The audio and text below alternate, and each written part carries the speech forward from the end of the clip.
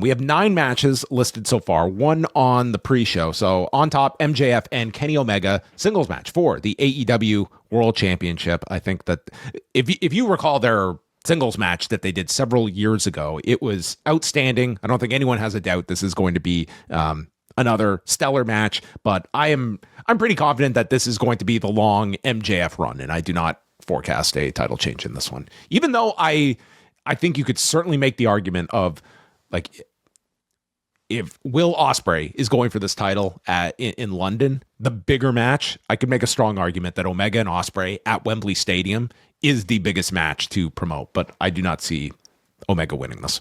I could honestly see either option being viable. You know, like, they already are teasing Darby Allin. Well, Darby Allin is getting the next title shot. I think they've officially said that. Yes. And both would be really big matches. MJF versus Darby obviously makes a bit more sense as a heel babyface, but double babyface Darby versus Omega and Darby would not be a letdown. Oh my God, that sounds awesome too, and in many ways might even be more attractive on paper. So, if not, what is Kenny's role on the next event, in your opinion? If not as champion defending against Darby? Like, you have to start something new, obviously. Like, there's nothing immediately in the pipeline. Who are we forgetting here? What's Swerve doing? Swerve's not listed on the show. And what's he remind me, what's he building? Swerve beat Brody King. Swerve beat Brody King, and then he lost his title shot to Kenny Omega. Yeah. And then nothing since then for Swerve? Not anything that they've done like a big push for. Like, it doesn't feel like he's going to be. It doesn't feel like he's going to be on this pay-per-view. I don't see them like shotgunning some quick angle to get him on the show. So interesting. Okay, yeah. I just wonder, maybe they could go back to Swerve versus Kenny, with Swerve, like, you know, being upset that, you know, you stole this thing from me. Maybe.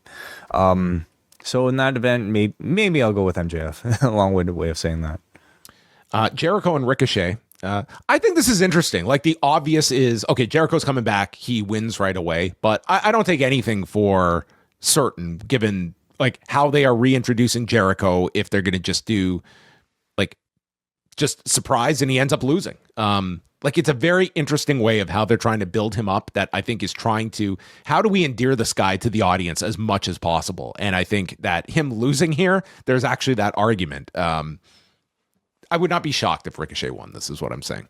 Okay. So you would not be shocked if Ricochet lost?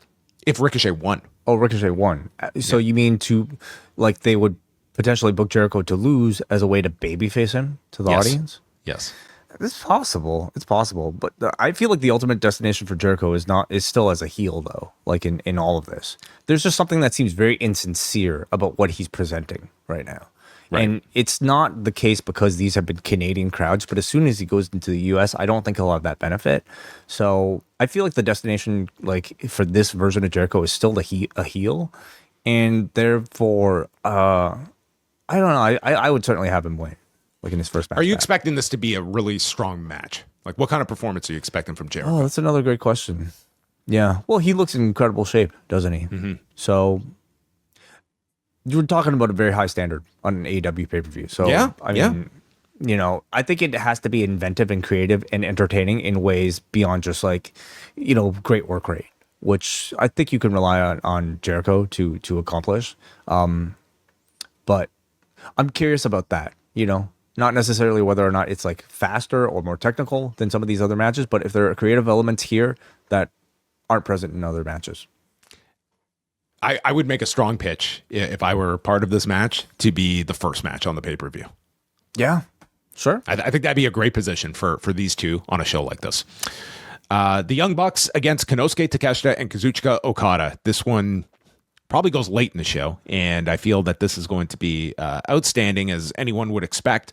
But I'm just as interested beyond the match as like the Okada Takeshita stuff. Like, you have to both do the tag match, but also you have to have the rivalry between these two, that you already have an announced title match coming out of this. So that's an interesting wrinkle to this story as well.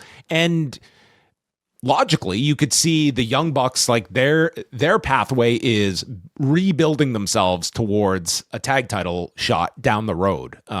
So like winning this match would make more sense for them, because I think inevitably we are going to get a Young Bucks against Copeland and Christian match at a later date. Yeah, it makes no sense for Okada and Takeshita to win this one at all. No. Can they get along?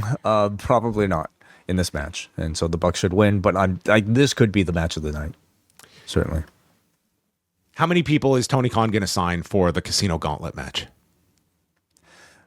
I'm waiting for him to do a gauntlet match that only has 2 people, and like it ends. That would be great. With 2 people. Ciampa just immediately hits like a Roosh with a running knee and wins. That would be a great Casino Gauntlet.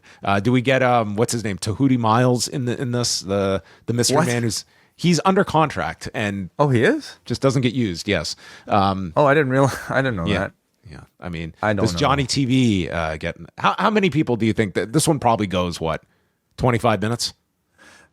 So we're talking 9 matches so far, including the pre-show. That seems pretty bare for an AEW show, doesn't it? No way, we still have Collision. Okay, don't worry. They will get to their double digits, well into their double digits, and we will be exhausted by Monday morning, which thankfully we have a very quiet Monday. I'm going to guess 15 minutes for this. Oh, I thought you were going to say 15 matches. No.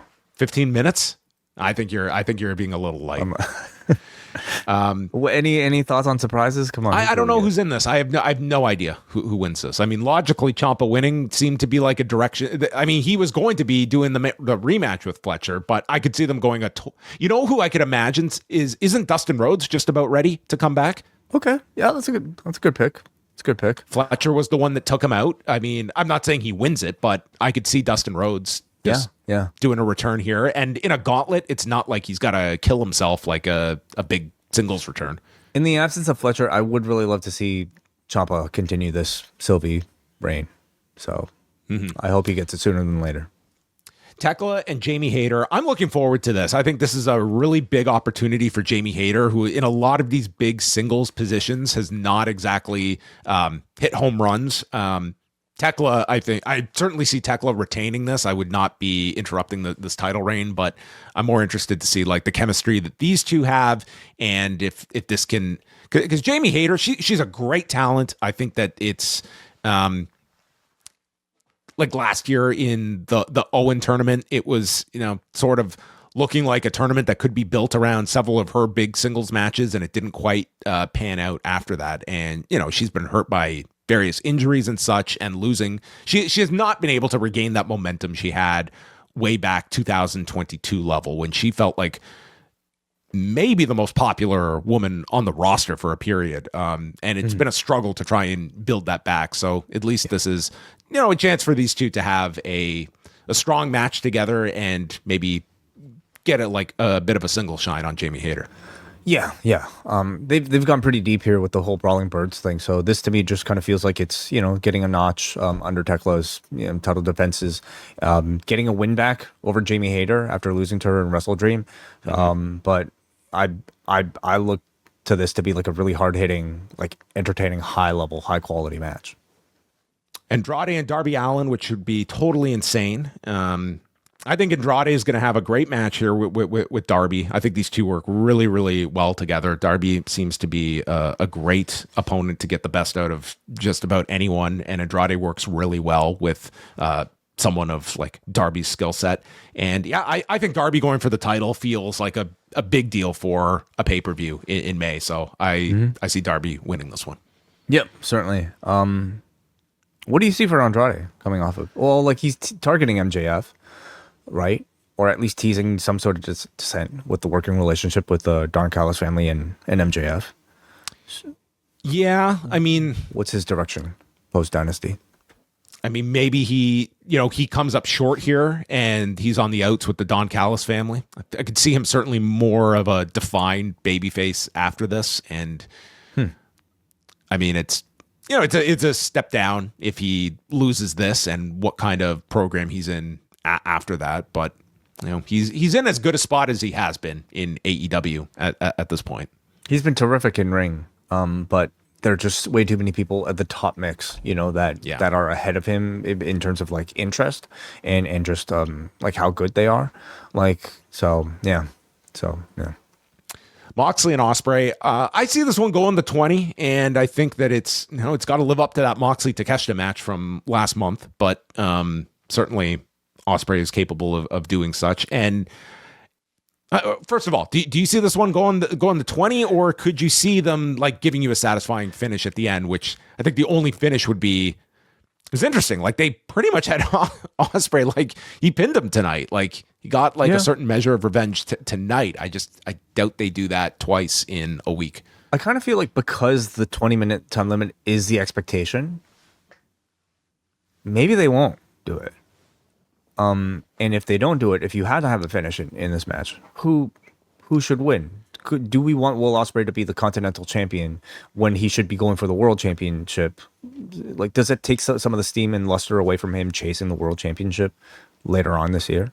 Well, if they're going towards this big, like another big United Empire Death Riders showdown, even if it's several months away, I don't know if it really benefits you to have Moxley lose here. Like, I think this should be a really like violent match that ends with some kind of the heat is on the Death Riders that gain a measure of revenge for losing tonight, and there's a reason for United Empire to come back. But this has to be a clean win, though, right? I mean, I know there's been cheating in a Continental Classic match before, but this is John Moxley, Continental Classic John Moxley, who's still very much like honorable, doesn't cheat, right? Can you see a clean win from John Moxley? No, I can't. Not against Ospreay right now. So either time limit, or I would say Moxley wins. And I think Ospreay could afford a loss, honestly. He's got a bad neck.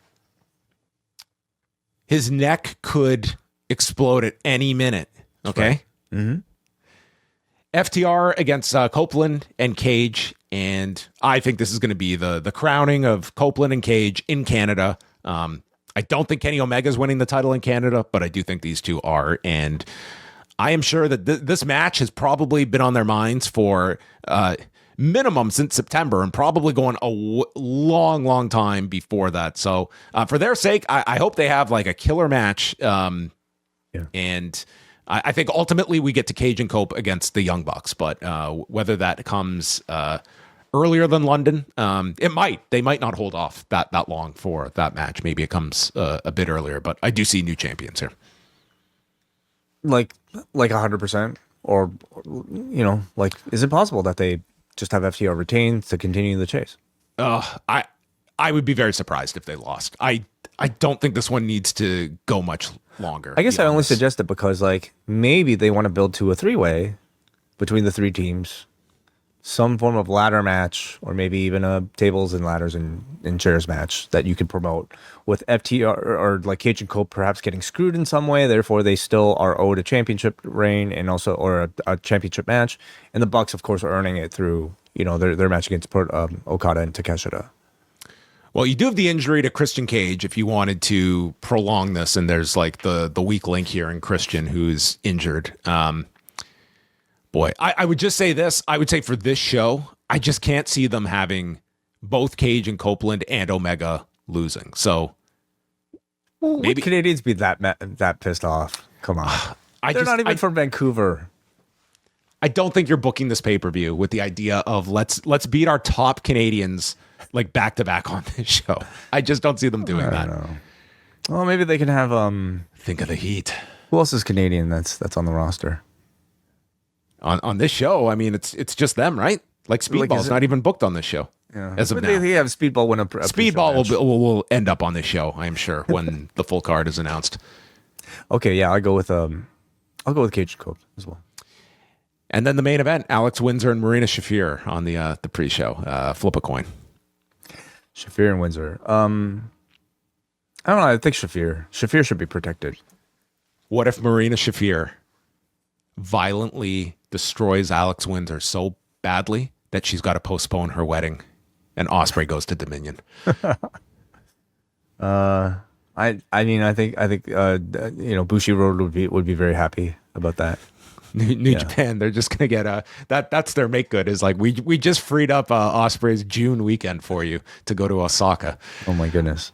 All right, well there you go. Yep. So that is the 0 hour. That's 9 matches for the show.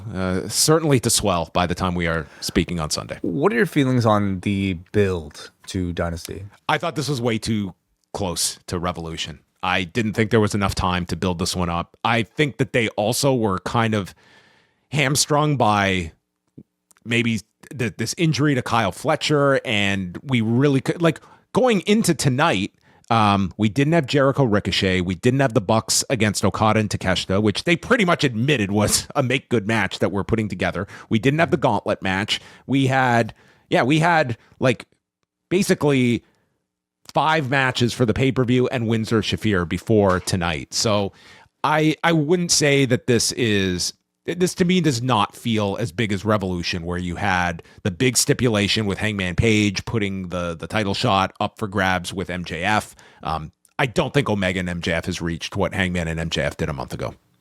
Agreed. Yeah.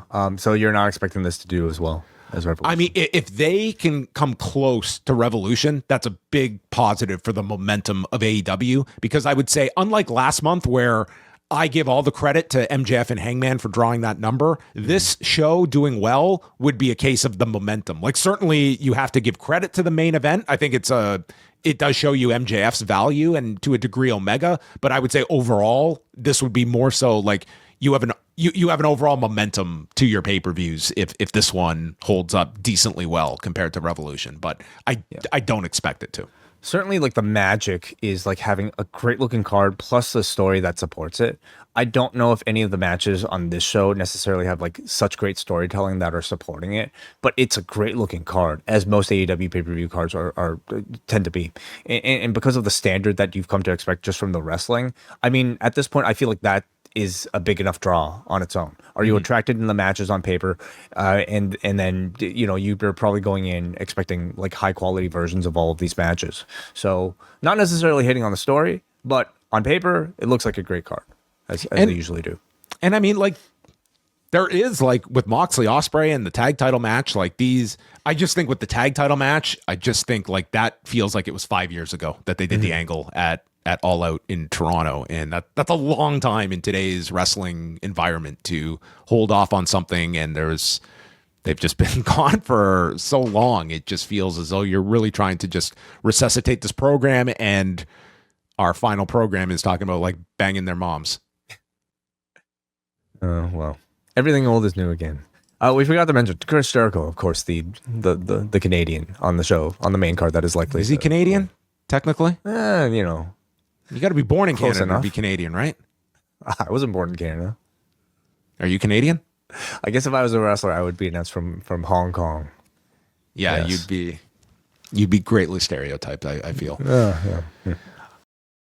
It is WrestleMania month at postwrestling.com. Wei Ting and John Pollock go live all WrestleMania week beginning Monday, April the 13th. Sign up for the Post Wrestling Cafe and you will get live shows all week long leading into our coverage that weekend of WrestleMania 42. This month, we're also bringing you reviews of Spring Break 2 from New Orleans in 2018 and a special Patrons Pick edition of Rewind Away. Sign up now at postwrestlingcafe.com, and this month, new subscribers get 50% off for the first month. Head on over to postwrestlingcafe.com.